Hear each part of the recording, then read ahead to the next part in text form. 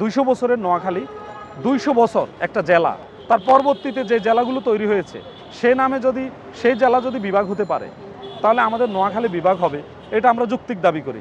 কারণ বাপ আগে না ছেলে আগে। নর্মালি আপনার যে যে প্রশাসনিকভাবে যে জেলাটা আগে আগানো থাকে সে জেলার পরে বিভাগ হবে। তাহলে আমার পরবর্তী বিভাগটা যদি হয়ে গেল, জেলা হওয়ার পরে বিভাগ হলো, বাট আমারটা হলো না, আমি আমার আন্দোলনটাকে ওইভাবে আদায় করে নিতে পারি নাই। কারণ আপনারা জানেন যে কোনো কিছু আন্দোলন ছাড়া আদায় হয় না।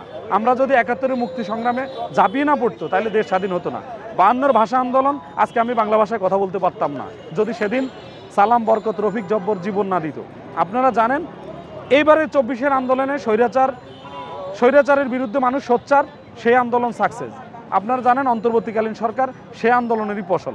আমরা আমাদের নোয়াখালীকে আন্দোলনের মাধ্যমে আমরা বেগবান করে আমরা প্রথম অহিংসভাবে আমরা চেষ্টা করব, আমরা সরকারকে বেকায়দায় ফেলে নয়, আমরা চাইব আমাদের এই যৌক্তিক আন্দোলনের যে ধারাবাহিকতায় বাংলাদেশের নয় সারা পৃথিবীতে পরিচিত একটা ব্র্যান্ডিং নাম ডক্টর ইউনূস, যিনি শান্তিতে নোবেল পুরস্কার, যেনাকে নিয়ে বলার আমার ছোট অঙ্গন থেকে কোনো বেশি বলার কিছু নেই, কিন্তু আমরা ওনাকে জানান দিতে চাই ইতিহাস ঐতিহ্যের নোয়াখালী জেলা থেকে উন্নতি হয়ে আমাদের নোয়াখালী ভাষাভাষী ১ কোটি লোকের আবাস, এটা বিভাগ হবে। আমাদের ভৌগোলিক সীমানায় ঠ্যাঙ্গাস্তর, নির্জুম দ্বীপ, হাতিয়া, তারপরে সন্দ্বীপ সহ এই অতদ অঞ্চলটা নোয়াখালী বিভাগ হবে। এটা আমাদের ভৌগোলিকভাবে আমরা মনে করছি, আমরা পরিকল্পনা কমিশনে কথা বলে দেখেছি, আমাদের যা যা দরকার সব কিছুর রিকোয়ারমেন্টস ফিল আপ আছে। আমাদের শুধু এখন নোয়াখালী বিভাগ চাই, আর এই বিভাগে আমাদের কোনো আপোষ নাই।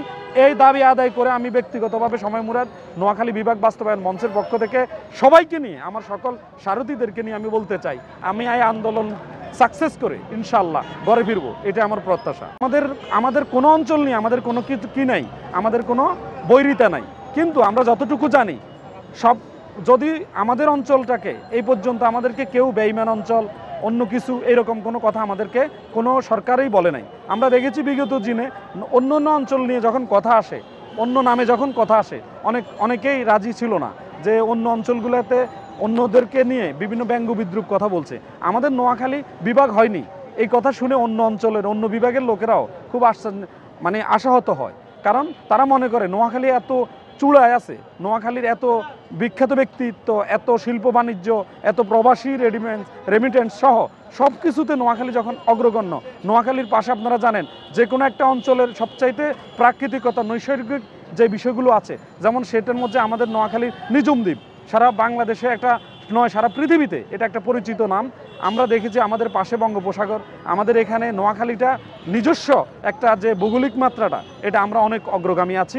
আমরা কেউ কোনো বিভাগ যদি সরকার করতে চায় তাতে আমাদের কোনো বৈরিতা নাই, কিন্তু আমাদের বিভাগ, আমাদের নাম হবে আমরা নোয়াখালী বিভাগ নামেই করব।